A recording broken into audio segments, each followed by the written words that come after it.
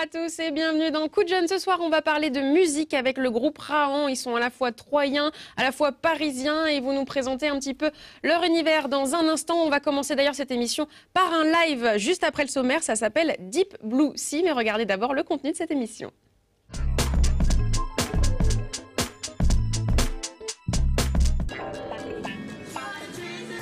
Ce soir dans Coup de Jeune, un groupe inspiré des musiques de western entre la country et les airs chamaniques. Raon distille ses idéaux pour le monde, les hommes ou les animaux. Un univers particulier qui rassemble 2 Troyens et 2 Parisiens. On les découvre dans un instant. Brice nous présente ce soir un jeu d'action dans une planète infestée de gros monstres, Evolve. Et puis dans le mag étudiant, toutes les infos sur le forum Avenir étudiant. Il a lieu à l'Espace Argence du 12 au 14 février. Que peut-on y trouver? Quelles formations ont lieu à Troyes? Réponse dans quelques minutes. Bienvenue à tous dans Coup de Jeune.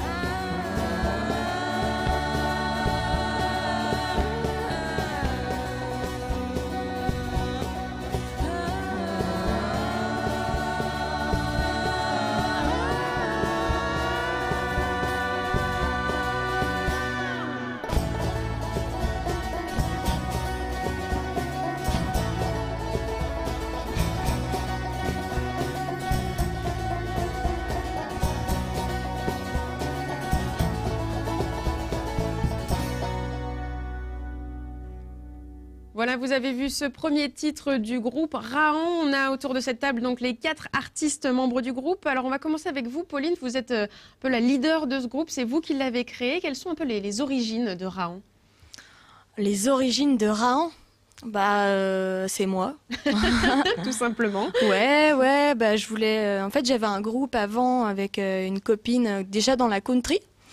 Et bon, ça s'est fini. Et puis c'était plus un trip de country, quakers, rigolo, où on aimait bien se marrer avec ma copine. Mais ça s'est fini, donc j'ai voulu faire un truc plus, je sais pas trop comment l'appeler d'ailleurs ce style. Moi, je l'ai appelé western parce que je sais pas trop. C'est pas de la country, c'est pas. Il y a quand même les influences guitare. Ouais, il y a des influences de guitare, mais c'est plus, ça ressemble plus à des musiques de film, quoi. Donc. Et du coup, comment vous êtes trouvé à recruter ces 3 jeunes gens avec vous? Ben, Loulou, il est monté à Paris.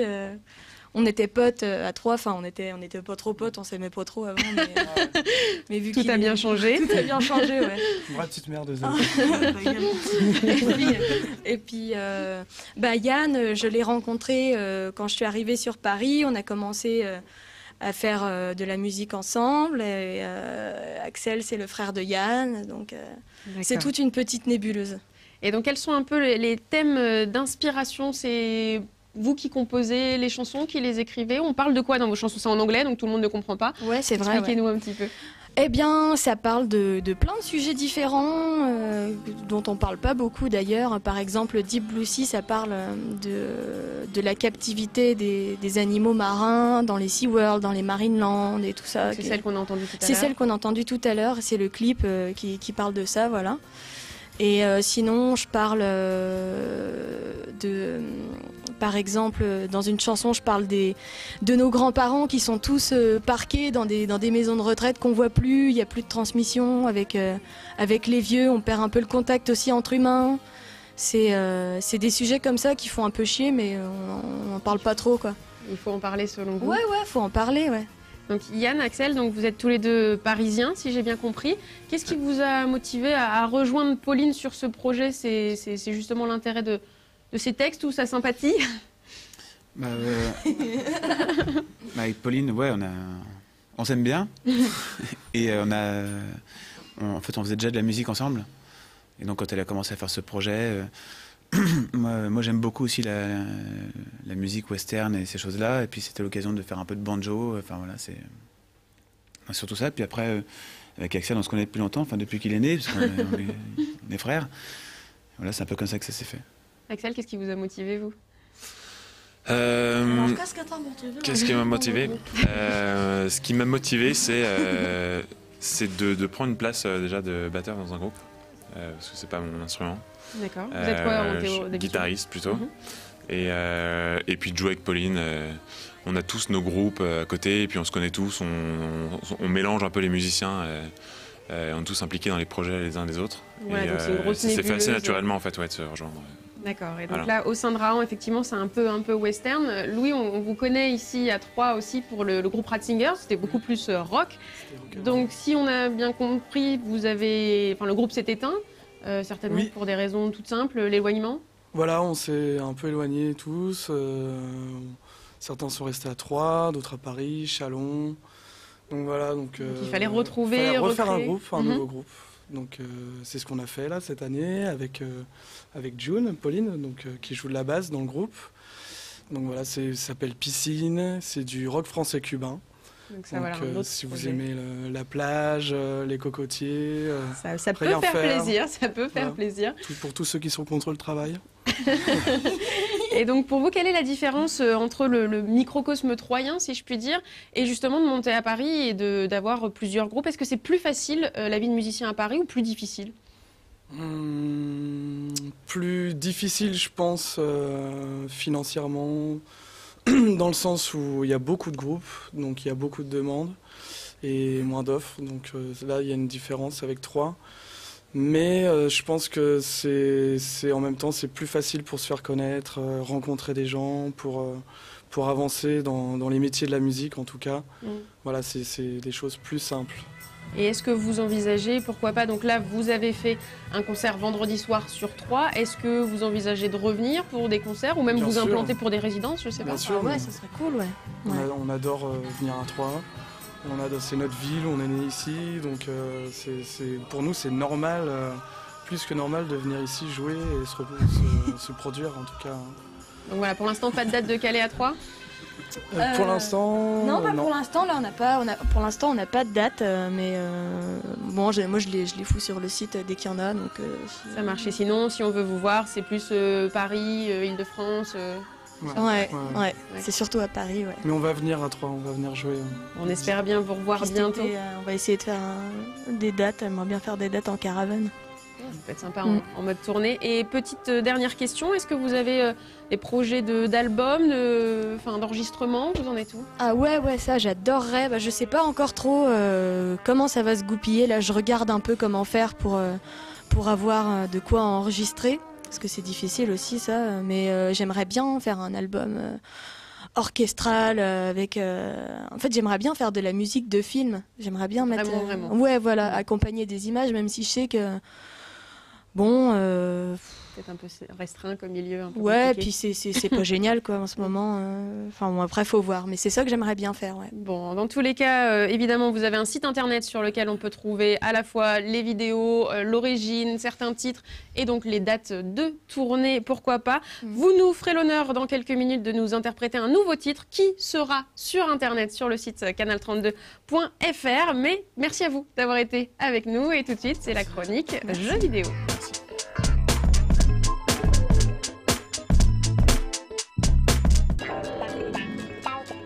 Et on retrouve Brice. Bonsoir Brice. Bonsoir. Alors ce soir vous revenez avec un jeu avec des monstres comme je les aime pas vraiment. Avec un monstre surtout. Donc le jeu du jour, ça s'appelle Evolve, sort dans une petite semaine, il doit sortir le 10, sur PC, sur PS4 et sur Xbox One. Et donc va mettre en scène 4 chasseurs et un monstre. Mais qui est le chassé, qui est le chasseur? C'est là où toute l'intrigue, enfin tout l'intérêt du jeu se cristallise. Et d'ailleurs, il y a des superbes images, on va regarder.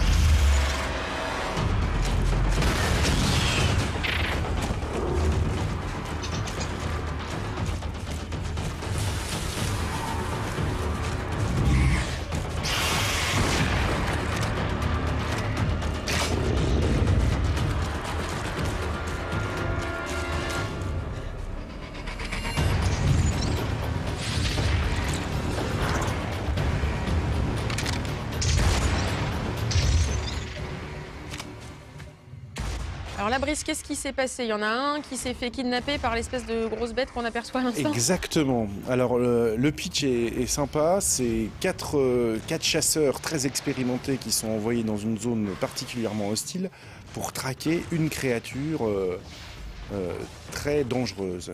Sauf que, et le gros intérêt du jeu, c'est que non seulement on peut jouer donc en coopération à 4 joueurs pour traquer la bête, mais aussi et surtout on peut incarner la bête. Et c'est là où le jeu prend tout son intérêt, c'est que toutes les routines d'intelligence artificielle n'équivaudront jamais à la ruse et au vice de l'esprit humain.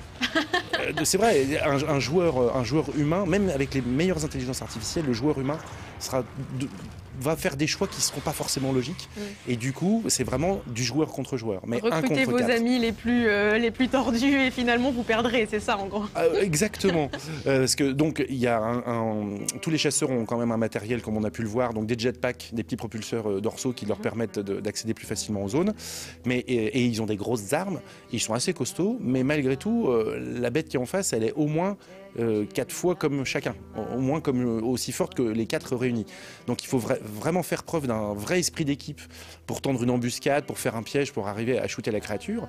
Mais là où le jeu porte son nom Evolve, c'est que la créature en question, au fur et à mesure de ses pérégrinations dans la jungle, si elle croque une petite créature, voire un des 4 chasseurs, elle va acquérir un certain capital génétique qui va lui permettre d'évoluer et donc d'être encore plus grosse, encore plus dangereuse, elle va pouvoir se voler, se téléporter. Enfin, il y a 4 monstres différents et on peut incarner au choix l'un des 4. Et donc en 2 mots, faut toujours jouer les 4 mêmes joueurs ou alors on peut jouer, chaque partie est différente, on peut jouer 50 heures C'est justement, on peut jouer vraiment en random, c'est-à-dire avec 3 autres joueurs pris au hasard, mais là du coup les stratégies sont difficiles à monter.